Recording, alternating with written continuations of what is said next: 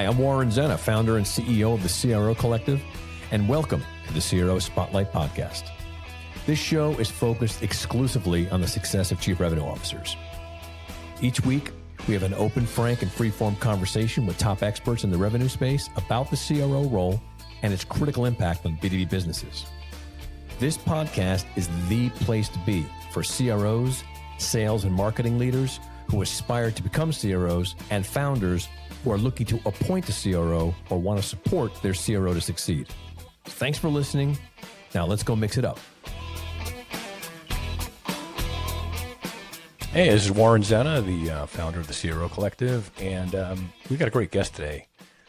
We have an amazing executive, Jeff Perry from Carta, the CRO Carta. He's been around as a CRO for 6.5 years, which I think is like one of the longest tenures of a CRO that I've seen in a while.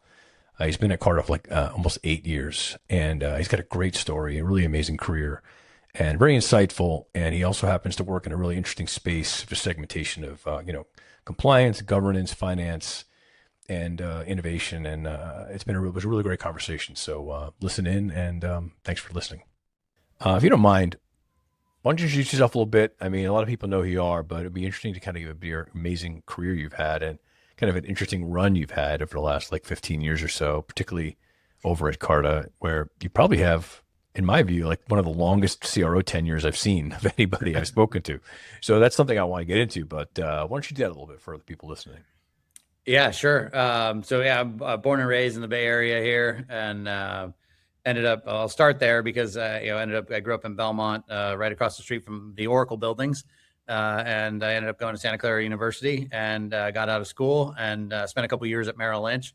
Ironically, some of the sort of part-time tasks I had at Merrill Lynch were working the cashier window, where back then in call it 98 to 2000, clients actually used to bring in cash, checks, or physical stock certificates to be received by Merrill Lynch to be deposited into their accounts. I share that because it's kind of ironic.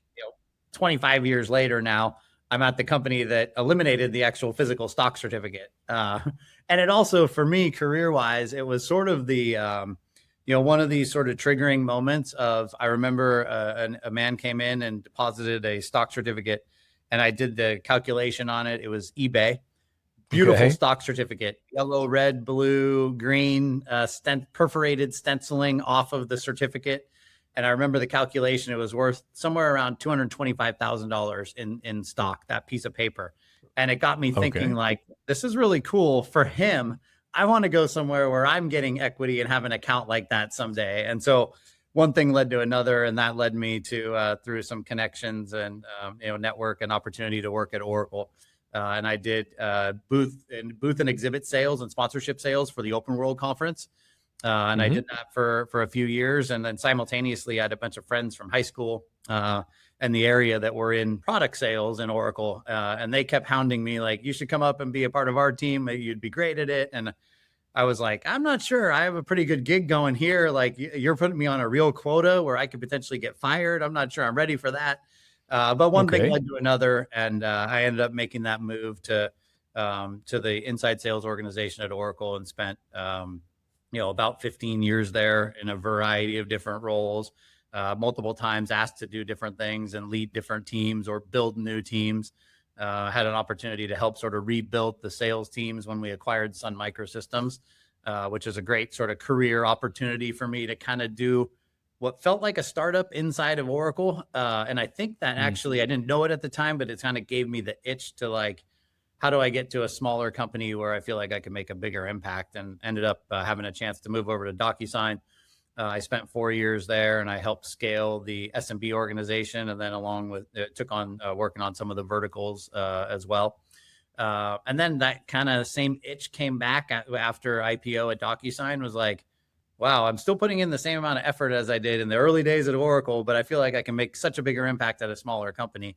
And there was just something that really resonated with me. And so ended up leaving DocuSign and found Carta, and Carta found me kind of simultaneously, and had, much smaller company, and had a chance to really help, I think, build the company now and see it evolve from what was, originally selling cap tables when I first met Henry, and we were trying to just win the rest of the cap table market. And now it's multiple products for founders. It's fund administration for venture and private equity.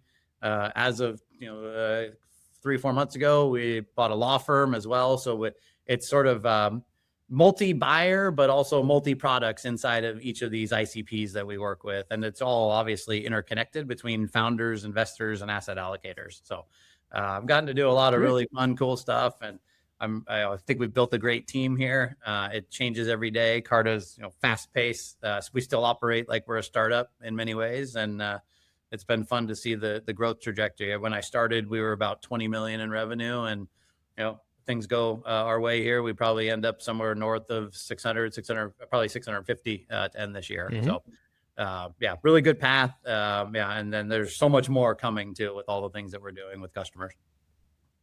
That's amazing. That's a great story. And, a couple of things you said there I want to touch on. So you said something which was interesting. You said, I don't want this job. I'll have a quota. I can get fired for that, right? And, I understand. I mean, it's a riskier proposition, for the right person. This, if you play your cards right, it actually really pays off pretty well, but it's still risky.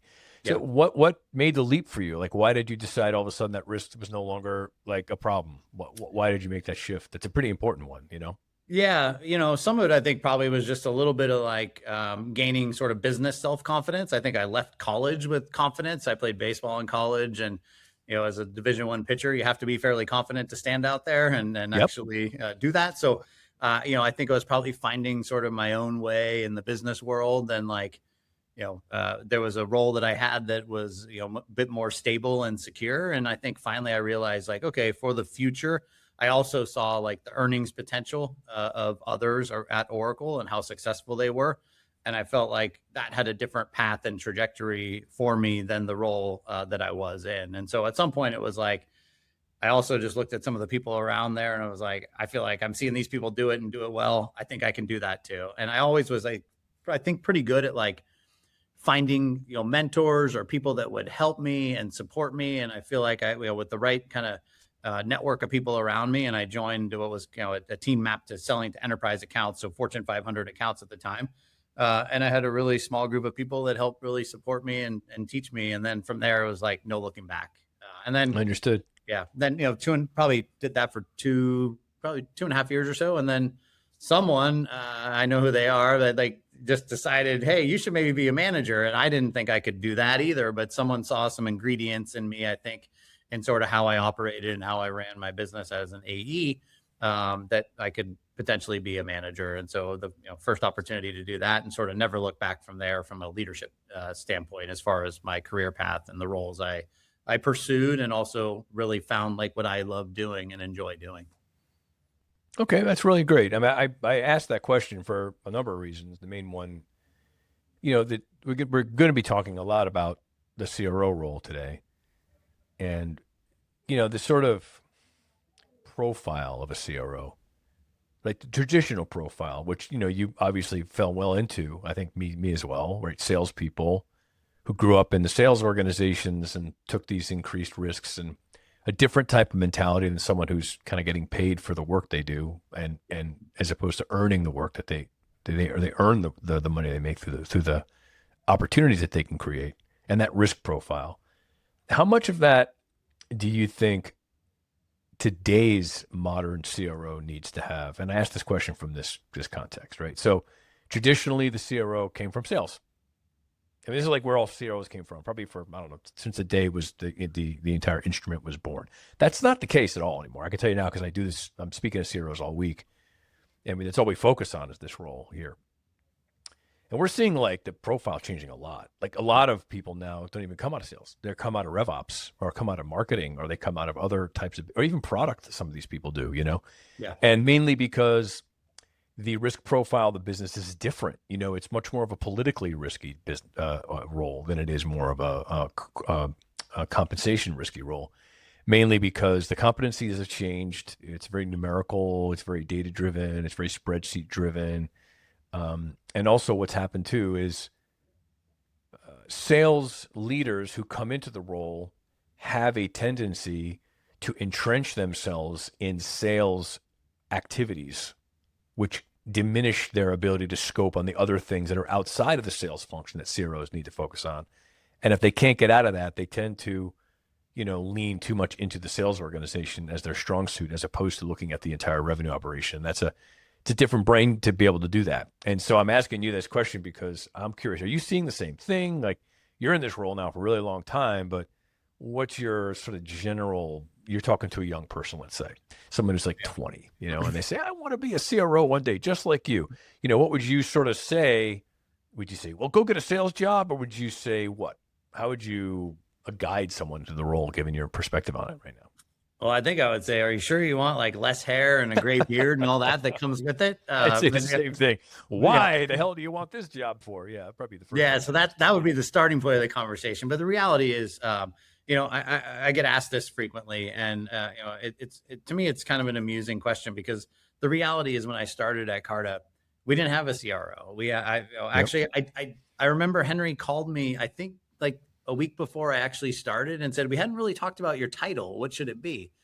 And we kind of landed on vice president of private markets at the time, which made sense for the cap table business. And we didn't have a CRO. We didn't have a CMO. I think Charlie had just been named. Actually, no, he was not even CFO at the time. So it's just the stage Carta was at the time. And I wasn't overly hung up on title, right? And so I've always just taken, this is the advice I would give to that young person that you're talking about, is like, the title becomes what it is over time. And I just think, like, if you immerse yourself in trying to learn the business, both like on the customer side, on the product side, on the people side, where you can find growth drivers, and when you first step into the role, where you can find low-hanging fruit to help the organization immediately and make an immediate impact, do all the good work, and then the title stuff and the compensation and all those things come along with it if you're doing the right things on a daily basis. And it's worked out for me. Maybe it doesn't work out for everyone, but I feel like that's just general sound advice that I give to anyone in like an individual contributor role or a leadership role. Like, you have the role you have, do a great job, be the best you can possibly be at it. And that will open a door to whatever the next thing was. And I always treated it that way. Now that I've had the CRO title for, I don't know, 5 years or whatever it is now, I do think like how I think about sort of what I do day to day has changed. A lot of it early on is like, you're working with like deep in pipeline reviews with AEs and things like that. And then as an organization gets bigger, now we're doing things that you're thinking about the strategy of the business. Like, how are we doing with, integrating the 4 acquisitions that we've made over the last 9 months, and making sure that, number one, they're successful as acquisitions, both from the people integration and the product integration standpoint. And then you obviously just want to prove that the acquisition was valuable. So making sure that from a revenue perspective, it's sort of showing its worth. But more importantly, which I love about Carta, and Henry has helped us with this so much, is like, it's become less about like, prove to me that you can drive X amount of revenue so that we can show that X acquisition was valuable, which more like CEO, CRO thinking is like, how does it actually fit into our overall product set and make it a better product and a stickier product and a better experience for our customers? The revenue part will work itself out, like assuming we go position the product in the right way and help customers understand why it's a good thing for them. And so that's more like the CRO thing versus the, sales manager, head of sales, sure, VP of sales, whatever the title is. So yeah, I don't know. I just never got overly hung up on that. Thanks again for listening to the CRO Spotlight podcast. We're excited about all the great guests we have. And more importantly, we're excited mostly about you for being avid listeners and supporting the work that we do here. Feel free, please, to share the CRO Spotlight podcast with any of your colleagues. We just think there's a great wealth of information here and want to get the word out to as many people as possible. And your support of the show is really appreciated. I wanted to share information about a program that we offer called the CRO Masters Council. The CRO Masters Council is a bi-monthly group of 6 seasoned chief revenue officers who are looking for a chief revenue officer board of directors, so to speak, that they could share what's going on with them, collaborate with ideas, get some feedback on what's going on in their current role. And these are great conversations. I facilitate them. The CRO Masters Councils, again, they're twice a month, and they last for at least 6 months to a year. So if you're interested in having your own CRO suite, your own board of directors of chief revenue officers, it's a private, confidential conversation that we have. It's infinitely useful. Imagine having a room full of other chief revenue officers you can talk to and say, hey, I'm working on this, or have you guys figured that out? Or I'm having this issue right now with my business or my results. These are just invaluable conversations with chief revenue officers. Chief revenue officers have a very, very unique role. It's a very lonely job, and only other CROs understand what you're going through. So that's why we created this program. So if you're interested in being a member of the next CRO Masters Council, which we have a number of them being put together right now, just go to my LinkedIn and DM me Masters or Masters Council, and I'll follow up with you and set up a call or send you some more information about it.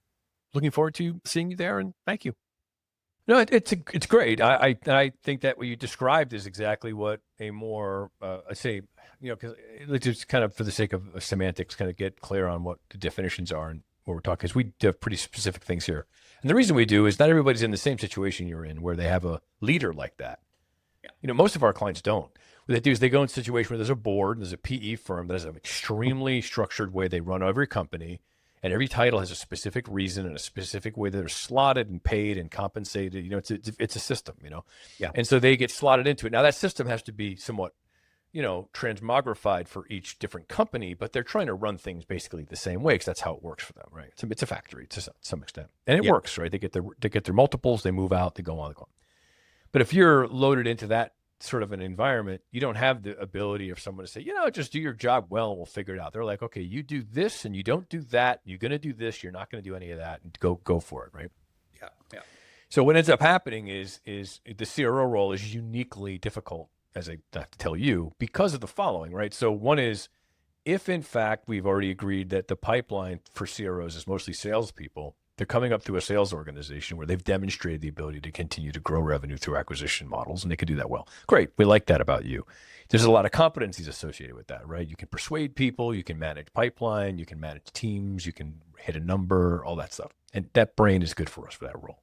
Yeah. However, when a company gets to 40, 50, 60 million, that stuff is important, but it's part of a system. It's not the system. It's a piece of it. And if I'm going to run the whole thing, I sort of have to know how the whole thing works, not just that one piece. That's right. And that's where the brain changes. And all of a sudden, the person's competencies may no longer be a fit. And if you don't have that defined, and this is where I'm getting to, as clearly enough, that person can sort of drift into a lot of different roles without any real, actual distinction. And 6 months or 8 months later, that person's in some different job with the same title, but doing different things because they just drifted over there. And then all of a sudden, they're looking for somebody else. And this is usually what we find is happening right now. That's usually the reason. So the earlier on, if you're not in your situation, which God bless you, you are, you sort of have to be an advocate for defining things clearly enough so that you can carve out the way in which you have the right authorities and autonomies and scope and resource allocations and timelines that you need to do the job.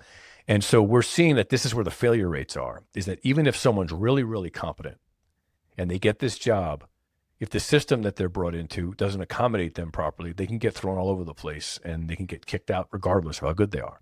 And I know that if you're a good performer, they're probably going to keep you around, but then you've got to be a lot more flexible around the way that you're being allocated every day because it can change. And I think that's the big thing we're dealing with here with the role we have.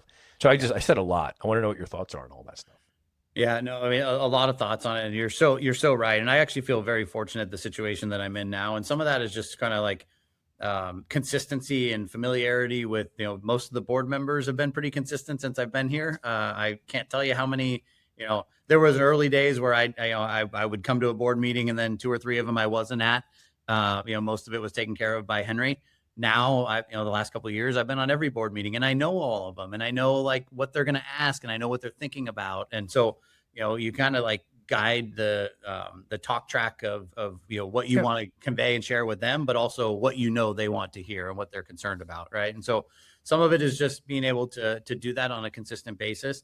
I also think that a big part of something that I personally just learned and how I think and operate is in this sort of nominations of $100 million businesses, and that's something I learned directly from Henry. It's like, if things that we're doing, we had the cap table business and that was well on its path to becoming a $100 million business. And I helped scale that without doubt. But then it was like, what's the next one that you can make the next $100 million business? And if we're going to be a successful multi-billion-dollar company, we have to have multiple business units that are well beyond 100 million in revenue to be able to be sustainable like that. And so now that's what I spend a lot of my time working on and thinking about doing. Not as much on the cap table side of it, that we already have that going. I have a fabulous leader and team that runs that business. I'd put it up against just about any company in the world as far as efficiency and productivity. Where I spend my best and most productive time is on some of the other businesses that we're going to make even bigger than that first cap table business that we have. And, you know, some of it just comes with like life experience, business experience, maturity, confidence to know like, okay, trust the people that you have running that and go spend your time in the places where you can make a greater influence. And that just happens over time. And I think that's one of the things that, you know, I'm very fortunate having been, you know, at Carta for 8 years and in this role with the title for, you know, 5 years. It's not lost on me that it's unique, but I also think there's a benefit in having it be unique. I think, you know, from what I've observed in the industry, there's this trigger of like, oh, the CRO lifespan is 18 months. Well, that's fine. Bring in the next, you know, guy or gal for, you know, 18 months, 12 months because it wasn't working out or whatever. And you've literally reset back to zero in most cases. Right. And so you have to, but you wonder why like a lot of these things fail. It's because you did the reset and like, there's never any consistency. There's never any like standards or process built. And you have to be careful because as a startup, you don't want too much process because you don't want to stunt entrepreneurship and nimble and all those things. So I think there's a balance to be like keeping the core of sort of what got you to where you are, but then also having the consistency and the stability of process and repeatability that helps like got to me where I am. And I think like there could be some lessons learned from that along the way too. You know? There's no question. And you're right. And this is exactly what happens, right? So, you know, the whole predicate of this entire thing we created was to help think with that exact problem. Is two. One is that the definition of the role is just completely, it's like, it's spaghetti sauce, you know, you can make it anyway. I like arrabbiata, you know, like a little list, you know, it's like, no, you know, you make it one way because this is the way it's supposed to be. But then it's also, there's a stage component to it, right? I mean, CROs at different stages have different jobs and they should, and they have different competencies and all sorts of things. Yeah. And so there's a lot of awareness that needs to be brought to this role because the thing that, again, I'd like your opinion on this. You know, we believe very strongly that there is a point at which you need a kind of singular revenue leader. That doesn't mean that the person does everything, but it's just the person who runs the revenue organization, right? From a leadership standpoint that has a very clear understanding of what the goals are and how the system is going to be architected and built and the way it's going to operate and all the pieces are going to fit together and how things are measured and how the machine works. Yeah. And that person also has a direct relationship with the CEO and the board, and that person's responsible for overseeing all that. And like you, they probably sit on top of it and do a lot of other larger things, but they've set a system up that they know produces a certain result based on the customer outcomes on a consistent enough basis that they have a good understanding of what each person fits into. It's a football coach, basically. Yeah. It's a Belichick guy. Yeah. Really, it's what it is. But, you know, you have to get to a point where you have a big enough team of, you know, 11 players on the field to be able to do that. So if you're a startup, you're not going to. You're probably going to run a sales organization. But those changes between those stages are very difficult for companies to understand. It's also difficult for CROs to come into an organization and know where they're being slotted into and what's being required of them. And those two missteps tend to be the issue. And your point is correct in that the organization tends to blame the candidate as the problem, and they go find another one. They hope that'll fix it. And they don't look at the system that they're giving that person to run. So I'm curious, like, what are your thoughts on that? Like, you're running an organization, you want to bring in a CRO. How do you evaluate what we would call your CRO readiness to make sure that you know this is the right role and how to operate it so that it lasts 6 years? I mean, someone did it with you. That's what you really want. That's the ultimate outcome here. Yeah. No, and you know, Henry did it with me, and frankly, at a company that at that time there was a lot of exec turnover. That has subsided, but I could have easily been, you know, just one of those other situations, right? And so I think some of it is like, you know, you have to earn the trust, and then the trust has to be allowed for you to earn as well. And I think that happened over time. And you know, I think yeah, you're right. Like the founder, board, whoever's doing the hiring for that stage of company, I think has to be like really, really honest about what they want and what is needed at that moment of time for that company. And then if you can project out X time period and say, does this person that you may be interviewing or considering can you see them projecting out to fill that need at that same time? And that, I'm asking, these are hard questions, right? Like, do you know that that person's going to pan out or not? Or is the business going to be the same or not? Like, who knows, right? But Probably not. Yep. that's the risk or the calculated risk you have to take but that's how I would go about thinking about it. And like, no one could have, met me in 2019 and said, or 18 actually, and said, "Are you the guy that could do, cap tables?" Which was kind of like what my core experience was. It was the DocuSign type business, SaaS software sale. But can you also, scale to become, understanding fund admin? And that's a different cycle. It's a different ICP. It's a service and software. It's not just software. And then could you also be the guy that can help integrate a law firm and start selling those services to multi-billion-dollar private equity firms? Like, no one could project out to, can you be the right person or not? But at some point, all these different things and the years of experience, I think, have helped me be somewhat almost become a little bit of a unicorn for the role, because there's no one out there that knows each of the different pockets of the businesses that we now do, right? So you'd never be like replacing an apple for an apple in this case. So part of it is like, do your job, try and do it really well. And like I said before, like, have the best interest. I always say this to our team too. If you have the best interest of, our customers, our company, and our people at mind, and you're making decisions off that, and you're putting like your daily activities around those three things, how can you possibly go wrong? And if it does go wrong, then you're probably not at the right company, or they didn't hire the right person. Yeah. Look, we're in agreement here. So, I'd be curious to know too. So you and I are probably a little close to the same age, and we've seen just an incredible amount of change underneath our feet within the organizations that we worked at for the last 20 years. Now is like one of the strangest times I've ever seen. And I thought I'd never say that. I always thought like, that sounds like some old person saying that. Boy, things are weird. That kind of thing. Yeah. But it really is. And so we're seeing an unusual amount of acceleration and innovation and usage of different tools, and the way people are going to business and the way people are building products. I'm curious, how are you looking at that right now? So if you're, again, like, the context is important here. The people listening to this conversation are typically people who are probably newer to the role or looking to be in the role, or maybe they've had the role for a couple of years and they're thinking, boy, I'd love to have Jeff's situation. What would your point of view be on what it is a CRO needs to be thinking about right now when they're looking at a job that, frankly, is just changing underneath their feet? Yeah. Well, first and foremost, it's like the team that you work or hired with. So, who's the CEO, founder CEO, like, are you working directly with that person? And do you believe you have a partnership with that person? That's first and foremost. The second would be, like, to me, who's the sort of surrounding team? And this is a concept I never thought about in my earlier and younger years in career, which is this concept of your one team. And I've always thought, like, I played baseball in college. My team was my team, the guys I played with, or that, that were in the dugout with me. And when I went into business, it was the same. My team was like the team that reported to me. And I learned this concept several years back that was more like, sure, you're always going to have that. Like, I'm always going to have my team. But if you think about, like, the team I'm on is actually the exec team. And so if you start thinking about the exec team more as like your peers and your partners to help get the stuff done that helps make the team below you do better and be able to perform better, that's a really important relationship and bridge to create across exec team. And we had times at Carta where that worked a little better than other times, or sometimes not as well. But I think right now it's in a really, really good place where everyone works really well together as our one team.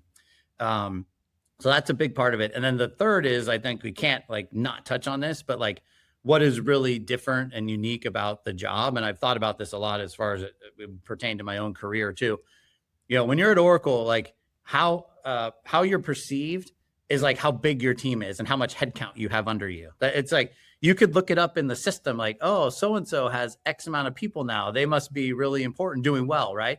And I actually feel like it's the complete opposite in today's world. If you can take and leverage the best of what you have in the company and using your product team to build products faster, and you can leverage all the good things that AI is bringing to organizations, whether it's around product build or efficiency and go-to-market tools, you actually are better at your job if you can do it with less people. So that headcount thing that was like the status thing has actually totally reversed in the last 25 years. Yeah, it's almost like the new metric is How many agents does that guy oversee? Wow. It's a lot of Yes. agents. Yeah. Or how efficiently can you really, Yeah. you're going to do 650 million in revenue and you have this few of people, or what, people would perceive as a much lower amount than you would expect to have. Right. Yeah. Yeah. The beauty of it, I think, and the encouraging thing for all the CROs that might listen to this or aspiring to be, Mm-hmm. is, I've had many people talk about this that I didn't think would actually subscribe to it. But the role that AI is struggling with really replacing is the salesperson. And I think it depends on what your product is and who you sell to and all those things. But at least for us, the relationship sale is not going away. The No. relationship is, it's only becoming actually even more important, where we're creating what we call like Carta change agents, where we're sending people out, people part of go-to-market orgs and our product org together to actually build the relationship and teach people AI and how we're doing it and where the industry is going. That tells you how much more important the relationship is even becoming. It's not becoming less because we have AI. Hey, everyone. I want to thank you again for listening. Get great comments across LinkedIn and other channels about the show, and it's really gratifying to see that we're having an impact on you. Another thing I wanted to let everybody know is that we also produce events. About 2.5 years ago, we started these CRO roundtables, predicated on the idea that, well, two premises. One is CROs are looking for other CROs to talk to, which is really true. It's a very lonely job. And how do we get a bunch of CROs in a room where they're not being, let's say, disintermediated by panel discussions and sponsorship events and demos and stuff, and really give them a chance to talk to each other? So we created a roundtable event that is essentially that. It's a 3.5, 4-hour discussion between 20 and 30 chief revenue officers. And these are amazing events. The format took off. People love them. And I get requests all the time as to when is your next CRO event. So to that end, I just want to let you all know that we have a number of roundtables coming up over next year, over the next, like, 2026. And I want to share them with you so you can, if they're in your market, you can come. So the next one we're having is going to be in London, actually, in February 24th in London. So if you happen to be a chief revenue officer in the UK or even in Europe and you want to come by, you'll be hearing about it more on my website and LinkedIn, but put it on your calendar. And then following that, we're probably going to be doing an event in San Francisco in March. There's going to be one in New York in March. I'm going to do another one in Chicago, probably in April. And then I'm going to do an event in Boston. I'll do an event in Atlanta. I'm going to do an event in Salt Lake City. I'm going to do an event in Austin. And I'm going to do an event in Los Angeles or the Southern California area. So those dates are to be determined, but they'll be going across all next year. And these events are taking on huge momentum. They're the place to be if you're a chief revenue officer and you want to be in a room with no interruptions and have an opportunity to really share with each other in a sort of a private and confidential, open discussion about everything that you want to talk about as a chief revenue officer and collaborate with great people. So thank you. And thanks for supporting the show. And I look forward to seeing you at the events. I completely agree. There's no question about that. Yeah. I mean, this is why the event business is booming right now. There's a dinner every night now. It's crazy. People don't want to talk to Claude anymore. They want to talk to people. But at the same time, it's interesting you said that. I mean, I have my own opinion about it, but given your perspective and where you sit right now, do you think that, like, let's say from the PLG motion, is it going to be an entirely like machine-led sales organizations pretty soon? Is that what's going to happen? I probably don't have to really speak to a person a lot. I mean, think about how many things we buy that we never talk to anybody. But big decisions, larger sales, larger software deals that have a little bit more at stake, not just, buying a pair of sneakers, but, getting a $10,000 or a $50,000 a month, products, is it going to be done through agents, you think? So I think there's a couple ways to answer that. Number one is and this is a question we ask ourselves, is whenever presented with a tool of some kind, and should we evaluate this tool? Our question has always become, and Henry sort of forced this through the organization, which I think was brilliant, which was send me a video, 3-minute video of what the tool or solution does, what it will replace, why it makes the current process better as a result of us using it. And then he'll watch the videos and say, okay, this is something we should maybe talk about. Should we buy? Right. But if you're going to buy it, then he asks the next question of like, okay, is this something we should actually buy, or can we just build it instead? Can we make it? Yeah. And so it, like, the layers have gotten even harder and harder, which, that's gotten us, we had tech sprawl everywhere. And this helped us sort of bring that back home of like only going and investing in the future of other tools or technologies that like we couldn't build on our own, or we're going to significantly impact the business. And so we instilled that across the organization. And I think it made us, a hell of a lot better as far as like efficiency and everyone getting on the same page of what we should be doing and using, for the future. Yeah, it's a good point. I mean, we have the same thing. Yeah. We're mostly really in the consulting space. So we're not building like products per se, but we are, because they have to have a format and, there's things they have to do. There are pieces of the engagements that require, data ingestion and analysis, et cetera, et cetera. And so, we've had partners whom have technologies that enable us to help do what we do. And now we're like, we can make that now. Yeah. We don't need that partner anymore. And it's not that hard to do. That's a huge shift. And that creates a different brain. Like all of a sudden we're like thinking, we don't need to spend money on that anymore. We don't need to like divvy up our revenue to partner. We can do it ourselves. And that's a shift I'm seeing happening quite a bit now. And so that begs the question, like, okay, did that AI instance like eliminate a job? No, it actually like either changed a job or it created others to do something differently. It's creating jobs, in my opinion. Yeah. It's not eliminating them. Yeah. And so like the PLG thing, like there are certainly products out there and companies out there that like the PLG model works 100%. Yeah. I'm hoping I'm not too biased here and I not just have my Carta hat on, but I feel like what we do specifically is a bit unique as far as the product that we offer and who we offer it to. And I don't think you can go PLG with I tell the team this all the time. If you're a founder of a company and you've got a 3-person company, you have your great idea of you're 26 years old, you got a little bit of funding, and the most important thing in your life is probably your cap table. Like, it's not your family and your cap table, right? Everything you've done to this point is like build this company, and it's like your thesis statement and your mission statement and your pitch deck and your cap table. The last thing you're going to do is probably go onto some website and be like, yeah, I heard I need cap table software and issue equity and do my 409A valuations, and let me just upload it to some website somewhere. Like, it's too important. And by the way, all these founders, like they want an advisor from Carta. They want a trusted person from Carta. So no question. I think fortunately for us, there still will always be that founder touch point. And then what we do on the investor side is very similar. A CFO making a huge decision on how they're going to run the back office of their firm, which is basically the spine of the firm. Doing that through PLG is not going to happen without some type of relationship and someone actually like, especially what we do, which is different than just signing up a new account and hiring more accountants to service the work. We do it through software. That's what Carta is. And so we have to teach some of these folks what we do, how we do it, where the industry is going, especially with AI, and how we will do this in partnership with them. And that starts with the relationship. Yeah, agreed. There's no doubt. I mean, if you're in a inherently relationship business, you're actually in pretty good shape today because it's going to never end. People need to be around.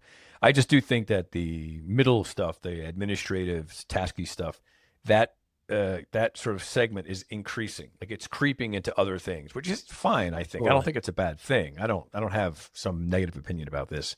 I don't see a dystopian. I see this dystopian stuff being more like we just don't talk to each other that much anymore. Yeah. We're sitting around all day talking to machines, which I think I could see happening. And we're going to buying robots and stuff soon. I mean, hopefully I'll be pretty much almost dead at that point, but it's going to happen, right? So in the meantime, no, I'm seeing a lot of salespeople whom are now outsourcing their entire SDR teams to agents, right? Which I think makes a lot of sense, right? Now, these people who were SDRs, they're going to find another way to work in the same model in a different capacity. I don't see them being out of work. They're just going to have to shift their skills and find something else. So I don't see this apocalyptic thing. In fact, I don't think all these big, huge layoffs and stuff were necessarily driven by AI. I think these were bloated organizations that had too many people.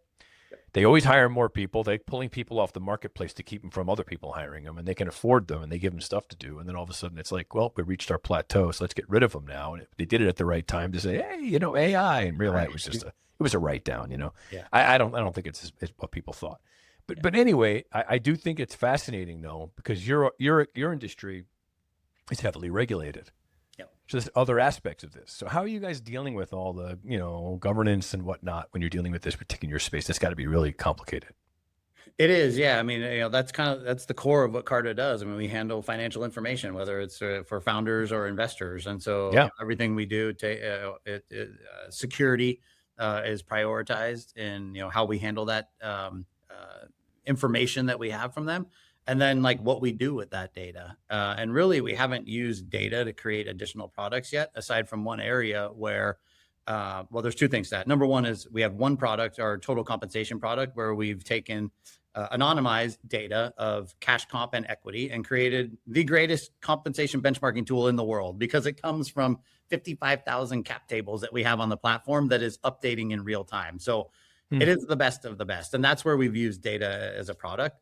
The rest of what we've done data wise is actually just like our wonderful insights team here that shares data to the industry on state of all things happening around funding cycles, type of companies being funded, size of funds, which ones are successful, length of fund, life of funds, like all of that we have, because we have 2,500 firms also using Carta and 15,000 entities on Carta. So we've used the data to actually become a better trusted advisor to create better relationships with customers and prospects. So we have to be very careful with it. The security of it is extremely important, obviously. And we have an incredible engineering team and compliance team. But yeah, that's how we operate with it. Yeah, it's another possible $100 million business for you guys. Fintech governance tools. I mean, it's going to be needed. Could be in the cards. You guys probably have an incredible amount of data with which to determine what the right way to do it is, and everyone's going to need it. So something to think about. Pay me on that one when you do it. But that's big. I mean, you have a couple of fintech clients of ours, and this is their big issue right now. Plus, also healthcare too. It's a massive problem right now for them. Yeah. Some of them are being told you can't use Claude in the office. You can only use a co-pilot. Because we have a Microsoft agreement, and they kind of like hold the insurance policy against that for us and stuff like that. So I'm seeing a lot of this interesting things go on. But so just to switch gears before we kind of end up here, appreciate this. Has been really fun. So, if you're talking to like a CEO or a board of an organization, and they're nearing the point at which whatever that you may determine is the answer, where a CRO is probably a good next hire as the organization gets more complicated. Yeah. What are the ways in which you'd guide them on how to evaluate, not just finding the right person, but making sure the position is designed in a way that it actually makes the impact that they want it to make? And what are the considerations they need to take into account before they start just like throwing out that title and bringing somebody on to do that job?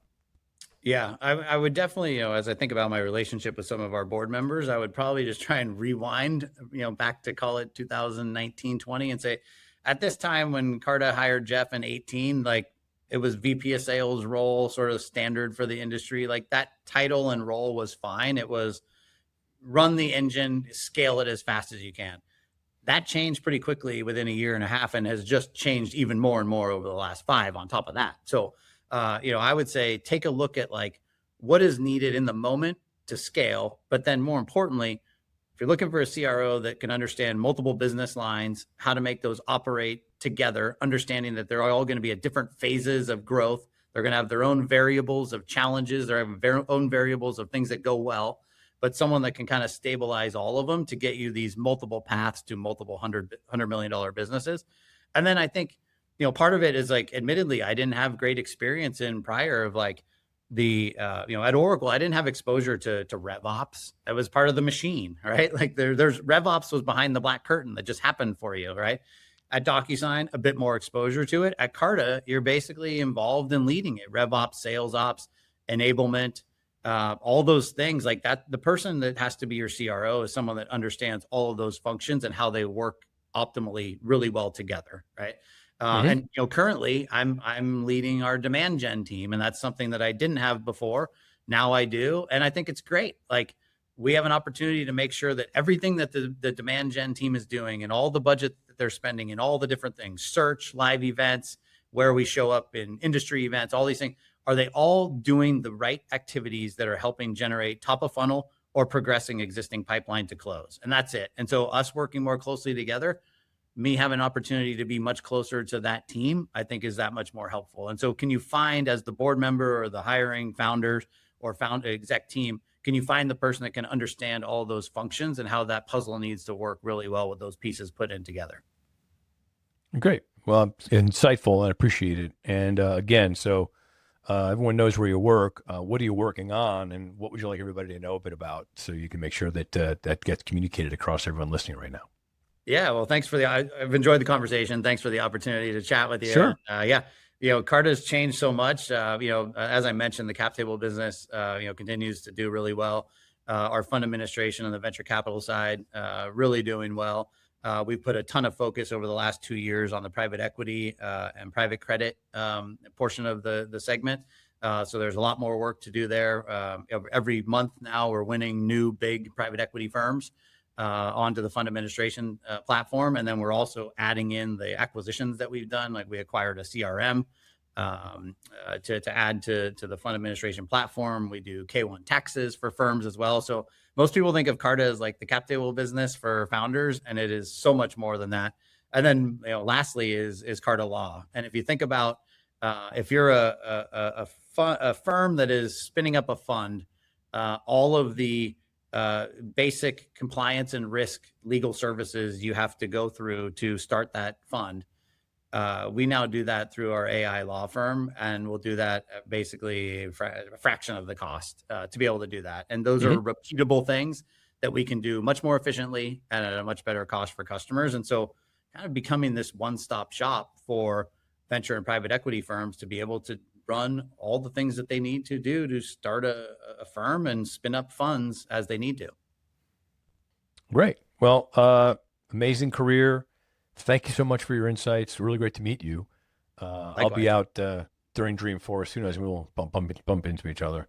Great. And thank you. I really appreciate it. And I don't know. See you soon. I hope that we get a chance to meet sometime face to face. Likewise. Thanks so much for having me, Warren. Appreciate it.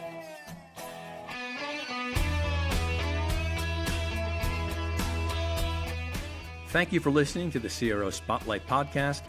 The CRO Collective's mission is to help CROs succeed and help founders and CEOs build CRO-ready organizations. You can find out more information about our services at thecrocollective.com. That's thecrocollective.com. And we look forward to having you join us next time.